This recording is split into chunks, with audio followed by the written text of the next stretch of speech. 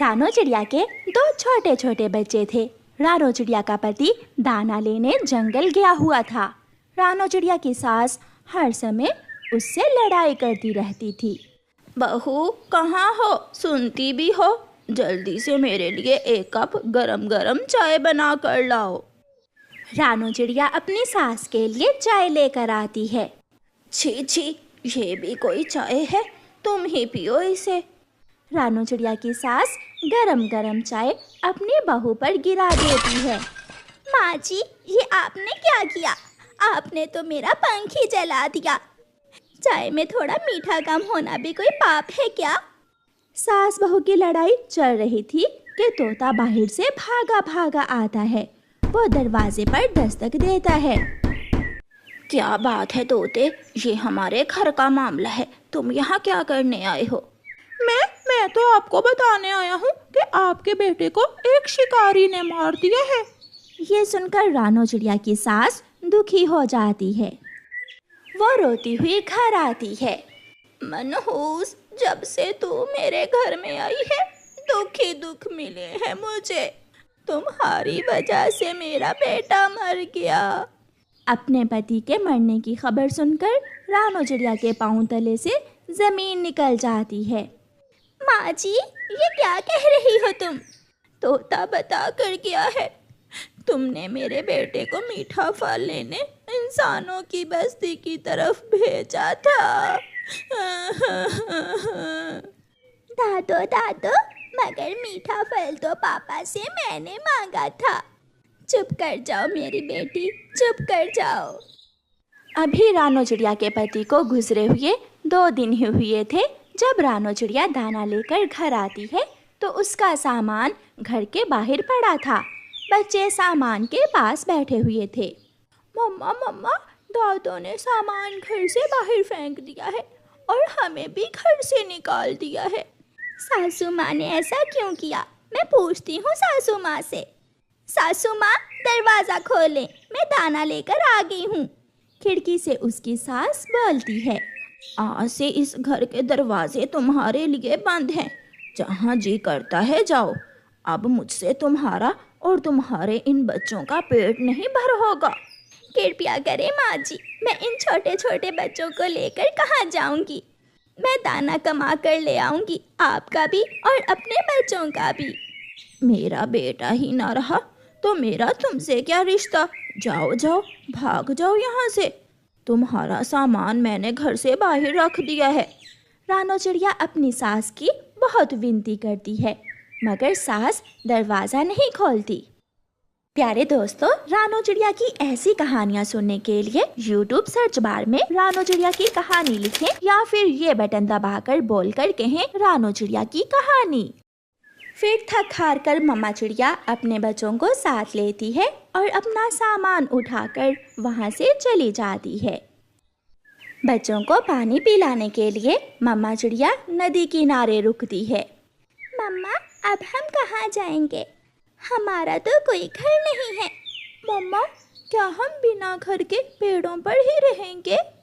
मैं अपने बच्चों के लिए नया घर बनाऊंगी, जहाँ मेरे बच्चे सुरक्षित और खुश रहेंगे। वो फिर से उड़ते हैं। जंगल की दूसरी ओर झरने के पास मम्मा चिड़िया को एक अंगूर की बेल नजर आती है। मम्मा चिड़िया उस अंगूर की बेल पर अपना घोंसला बनाने का फैसला करती है। बच्चों, मैं घोंसला बनाने के लिए तिनके जमा करती हूँ, तब तक आप इस बेल से अंगूर तोड़कर खा लो। मम्मा चिड़िया तिनके लेने चली जाती है। बच्चों, क्या तुम मुझसे दोस्ती करोगे? मेरा कोई दोस्त नहीं है। क्या आप बात कर सकती हो? क्या आप चमत्कारी अंगूरों की बेल हो? हाँ, मैं एक चमत्कारी अंगूरों की बेल हूँ। हम आपसे दोस्ती करेंगे ज़रूर। पहले हमें एक सुंदर सा घर बना कर दो। अंगूर की वो बेल पलक झपकते ही अपनी एक शाख पर एक छोटा सा सुंदर सा घर बना देती है। बच्चे पेट भरकर अंगूर खाते हैं और घर के अंदर जाकर सो जाते हैं।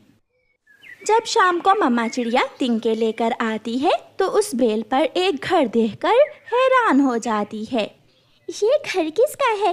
पहले तो यहाँ घर नहीं था। कोई है? कौन है इस घर में?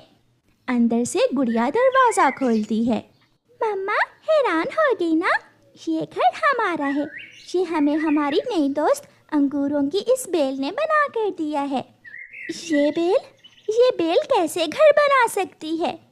मैं आपको हर मौसम में अंगूर खिला सकती हूँ, घर बना कर दे सकती हूँ, क्योंकि मैं एक चमत्कारी बेल हूँ।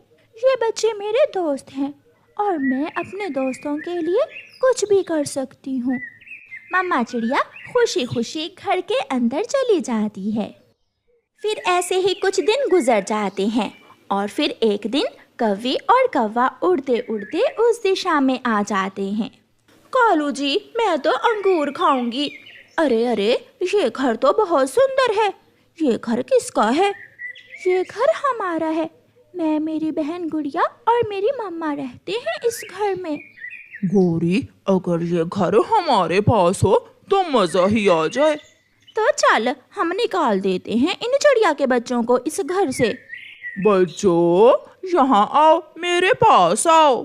बच्चे जैसे ही कौवों के पास आते हैं, कौवे उन्हें धक्का देकर गिरा देते हैं और खुद घर के अंदर जाकर अंदर से कुंडी लगा लेते हैं। दोस्त, हमें मारा है। हमें उन दुष्ट कौवों ने मारा है। मेरे दोस्तों, तुम चिंता ना करो। अभी रात होने का इंतजार करो, फिर देखना मैं कैसे भगाती हूँ इन कौवों को यहाँ से। मम्मा चिड़िया भी आ जाती है। बच्चों, आप यहाँ क्यों बैठे हुए हो? मम्मा, हमारे घर पर 2 कौवों ने कब्जा कर लिया है। मगर आप चिंता ना करें, हमारी दोस्त रात को इन्हें घर से बाहर निकाल देगी। रात हो जाती है। अंगूर की बेल की एक शाख खिड़की के रास्ते घर में जाती है और कौवों को गर्दन से पकड़कर बाहर खींच लाती है। मेरे दोस्त अपने घर में जा सकते हैं। मुझे छोड़ो बेल जी, मुझे छोड़ दो। मुझे भी छोड़ दो, हम फिर दोबारा यहाँ नजर भी नहीं आएंगे। फिर अंगूरों की बेल कौवे और कौवी को दूर फेंक देती है और कौवे उठकर वहाँ से भाग जाते हैं। गुड़िया और कुकू हंसने लग जाते हैं। कौवे और कौवी को मिली सजा हमारे घर पर कब्जा करने की। बरसात का मौसम शुरू हो जाता है। बारिश बहुत तेज थी, इतनी तेज कि जंगल के सभी पक्षियों के घर टूटकर गिर जाते हैं। उसी बारिश में रानो चिड़िया की सास का घर भी टूटकर गिर जाता है। बच्चों, आप घर में बैठो और मैं आपके दादों को देख कर आती हूँ कि वो किस हाल में हैं। कहीं बारिश में उनका घर भी टूट तो नहीं गया। मम्मा रुके, मेरी दोस्त बेल से छाता लेती जाएं, आप भीग जाएंगी। लाल, नीला, पीला सब रंग के छाते हैं मेरे पास, मगर मैं अपनी दोस्त को दूंगी लाल छाता। फिर गुड़िया और कुकू की मम्मा लाल रंग का छाता लेकर अपनी सास को देखने जाती है। अरे, सासू माँ का घर तो टूट गया है। रानो चिड़िया बहुत मुश्किल से अपनी सास को दरवाजे के नीचे से बाहर निकालती है। मेरा पाँव टूट गया है। माँ जी, आप मेरे साथ चले। मेरे पास घर भी है और खाने को मीठे अंगूर भी। फिर रानो चिड़िया अपनी सास को अपने साथ ले जाती है। सास अपनी बहू से शर्मिंदा ज़रूर थी, मगर वो अंगूर तो ऐसे खा रही थी जैसे पहली बार देखे हों। गर्मियों के मौसम में कोई पक्षी नदी के पास ठंडी छांव में बैठा हुआ था, कोई ताज़ा हवा लेने के लिए घने जंगल में। कौवा और कौवी तो अमीर कौवे थे। वो अपने घर में ठंडी ठंडी एयर कूलर की हवा में बैठे हुए थे।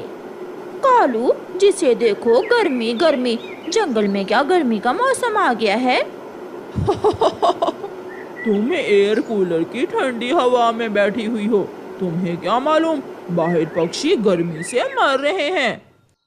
बेचारी छोटी चिड़िया के पास एक छोटा सा पुराना पंखा था जो चलते चलते कभी बंद हो जाता। लो, फिर बंद हो गया। मम्मा, लगाएं एक डंडा। मम्मा चिड़िया एक डंडा उठाती है और पंखे के पीछे एक लगाती है, जिससे पंखा फिर से चलने लगता है।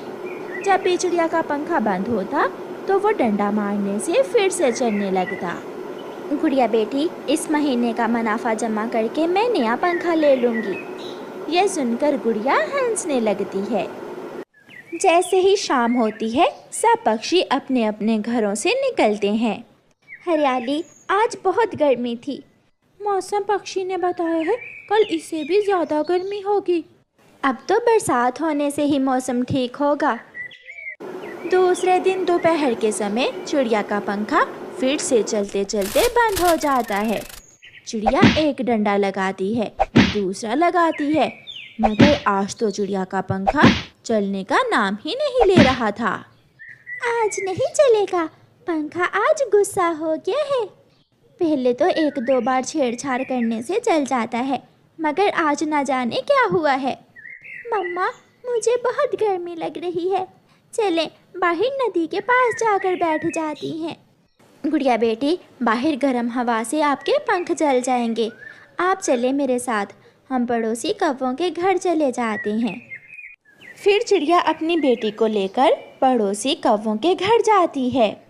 आ जाओ चिड़िया, अंदर आ जाओ। कालू कौवा चिड़िया को घर के अंदर ले जाता है। बाहर तो आग बरस रही है। कालू भाई, तुम्हारा घर तो बहुत ठंडा है। कहाँ चिड़िया, यहाँ क्या करने आई हो? गोरी, मेरा पंखा ख़राब हो गया है, इसलिए मैं अपनी बेटी को लेकर थोड़ी देर ठंडी हवा में बैठने आई हूँ। बिजली का बिल तेरा बाप देगा, चल चल भाग यहाँ से। गोरी बहन, मेरे यहाँ बैठने से बिजली का बिल कैसे भर जाएगा? गोरी, बैठ लेने दो थोड़ी देर चिड़िया को, पड़ोसन है हमारी। ये एयर कूलर मेरे भाई ने लेकर दिया था मुझे, ये मेरे दहेज का एयर कूलर है, समझे? चलो चलो चिड़िया, ऐसा ना हो कि मैं तेरे साथ साथ कालू को भी यहाँ से निकाल दूँ।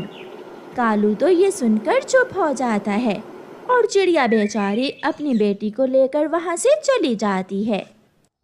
एक खजूर का पेड़ चिड़िया की परीक्षा लेता है और चिड़िया से कहता है, चिड़िया यहाँ आओ, मेरी बात सुनो। चिड़िया और उसकी बेटी वहाँ चली जाती हैं। चिड़िया, ये छोटा पेड़ मेरा बेटा है, इसे सीधा कर दो, वरना ये छोटा पेड़ मेरा बेटा मर जाएगा। मैं आपकी मदद ज़रूर करूँगी, चाहे कितनी भी गर्मी हो। फिर वो दोनों माँ बेटी उस छोटे खजूर के पेड़ को सीधा करती हैं और साथ में थोड़ी मिट्टी लगा देती हैं। तुम बहुत अच्छी चिड़िया हो, मैं एक जादुई खजूर का पेड़ हूँ। बोलो चिड़िया, तुम्हें क्या लेना है? पेड़ जी, गर्मी बहुत है और मेरा पंखा भी ख़राब हो गया है। कृपया करें, मुझे एक ठंडी हवा देने वाला पंखा दे दें। मैं तुम्हें अपने पत्तों से बना हुआ एक ठंडी हवा देने वाला एयर कूलर दूंगा। जाओ चिड़िया और अपने घर में जाकर जादुई एयर कूलर की ठंडी हवा में बैठ जाओ। चिड़िया गुड़िया को साथ लेकर अपने घर जाती है। घर तो ऐसा था जैसे बर्फ हो, अंदर से घर बहुत ठंडा था और जादुई एयर कूलर चल रहा था। मम्मा, अब तो हमारे गर्मियों के दिन बहुत अच्छे से गुजरेंगे। गुड़िया बेटी, मैं गरीब पक्षियों को बुला कर लाती हूँ, वो भी हमारे साथ जादुई एयर कूलर की ठंडी हवा में बैठ जाएंगे। उधर चलते चलते गोरी कौवी के एयर कूलर से एक जोर की आवाज़ आती है और सारा घर धुएं से भर जाता है। कालू कहाँ हो? एयर कूलर क्यों बंद कर दिया? बंद नहीं किया, तुम्हारे दहेज का एयर कूलर जल गया है। ये सुनकर गोरी कौवी रोने लग जाती है। अब मैं गर्मी के दिन कैसे गुजारूंगी? कालू, मेरे पास तो अब पैसे भी नहीं है जो नया एयर कूलर ले सकूं। अगर कोई गरीब पक्षी है तो मेरे जादुई एयर कूलर की ठंडी हवा में बैठ सकता है। कोई है? कोई गरीब पक्षी है? ऐसे चिड़िया कुछ गरीब पक्षियों को अपने घर ठंडी हवा में ले जाती है। थोड़ी देर बाद चिड़िया के घर के दरवाजे पर दस्तक होती है। गोरी, तुम यहाँ क्या लेने आई हो? चिड़िया, मैं भी अब गरीब पक्षी ही हूँ, मेरा ठंडी हवा देने वाला एयर कूलर जल गया है। ये सुनकर गुड़िया हंसने लगती है और चिड़िया गोरी कौवी को अपने घर ले जाती है।